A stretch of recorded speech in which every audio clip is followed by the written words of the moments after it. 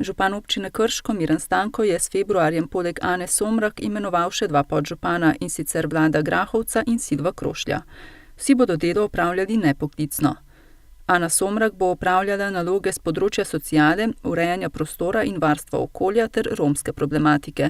Vlado Grahovac s področja gospodarske infrastrukture in civilne zaščite, Silvo Krošelj pa s področja delovanja krajevnih skupnosti in družbenih dejavnosti. Na dan pred slovenskim kulturnim praznikom sta bili namenu predani 2 novi knjigobežnici v Brežicah, ena pred osnovno šolo in druga v parku pri občinski stavbi. V občini se sedaj nahaja že 13 knjigobežnic v obliki lesenih omaric s knjigami, kjer si lahko občani izmenjajo knjige po načelu prinesi-odnesi. Plavalci krškega celulozarja so se 9. in 10. februarja v Mariboru udeležili državnega prvenstva za mlajše dečke in deklice.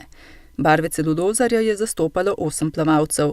Največji uspeh je požela Ema Menoni, ki je v mlajšem letniku v 6 nastopih osvojila kar 5 prvih mest in 1 drugo. Teniški klub Krško pa je v soboto in nedeljo gostil tekmovanje v midi tenisu ter tenisu do 11 let. Tekmovanje se je vključilo več kot 50 otrok iz različnih slovenskih teniških klubov ter 3 domači igralci.